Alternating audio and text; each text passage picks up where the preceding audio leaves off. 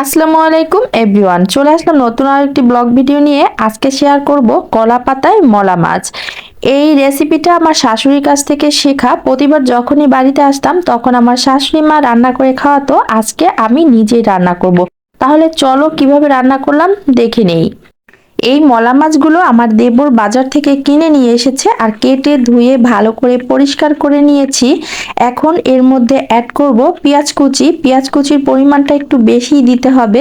তো আমি এখানে অনেকগুলো পেঁয়াজ কুচি দিয়ে দিলাম, আর দিয়ে দিলাম মরিচ কুচি, ঝালটা প্রয়োজন অনুযায়ী দিয়ে নিতে হবে। আর দিয়ে দিলাম রসুন বাটা, আর এখানে আছে ধনিয়া আর জিরা বাটা, আর এগুলো পাটায় বেটে নিয়েছি। দিয়ে দিলাম অনেকগুলো পেঁয়াজ বাটা, এরপরে দিলাম হলুদ, শুকনো মরিচের গুঁড়া, আর দিয়ে দিচ্ছি লবণ, আর দিয়ে দিব সরিষার তেল। সরিষার তেল দিয়ে রান্নাটা করলে খুবই ভালো লাগে। সাথে আমি একটু সয়াবিন তেলও দিয়ে দিয়েছি, আর দিয়ে দিলাম অনেকগুলো ধনিয়া পাতা কুচি।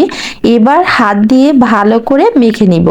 মশলা দিয়ে এভাবে হাত দিয়ে মেখে নেওয়ার পরে মনে হয় যেন এখনই খেয়ে ফেলা যাবে এরকম দেখতে লাগছিল। আর দেখেন কি সুন্দর লাগছিল। তো আমি এখানে দুইটা কলা পাতা নিয়েছি, আর কলা পাতা দুইটাকে উপরে একটু বিছিয়ে দিয়েছি, দেখতেই পাচ্ছেন। এরপরে এই মাছগুলোকে এর উপরে একটু পাতলা করে ছড়িয়ে দিব।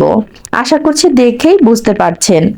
এরপরে উপর দিয়ে একটু সরিষার তেল দিয়ে দিব, আর উপরে আরো একটা পাতা দিয়ে দিলাম। তারপরে হচ্ছে এই দুইটা সাইড একত্র করে এটাকে একটু বেঁধে নিব।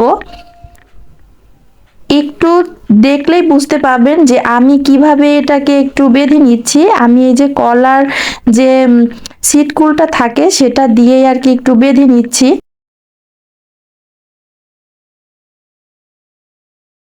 এই তো বেঁধে নেওয়া হয়ে গিয়েছে। আর চুলায় আমি একটা কড়াই বসিয়ে দিয়েছিলাম, এটা গরম হয়ে গিয়েছে। আর এখন এটাকে বিছিয়ে দিব। নিচে একটা কলার পাতা দিয়ে নিয়েছি। এবার হালকা আঁচে প্রায় 15 থেকে 20 মিনিট আমি জাল করে নিয়েছি। আর এবার একটু উল্টিয়ে দিব। দেখতেই পাচ্ছেন নিচে যে কলা পাতাটা দিয়েছিলাম সেটা কিন্তু পুড়ে গিয়েছে। এটাকে ফেলে দিব আর ঢাকনা দিয়ে আবারও 15 থেকে 20 মিনিটের মতো রান্না করব। এভাবে উল্টিয়ে দিব মাঝে মাঝে। তো আমি কিন্তু অলরেডি 2-3 বার উল্টিয়ে দিয়েছি। এই তো আরো একবার উল্টিয়ে দিলাম। এভাবে করে আর কি রান্না করতে হবে।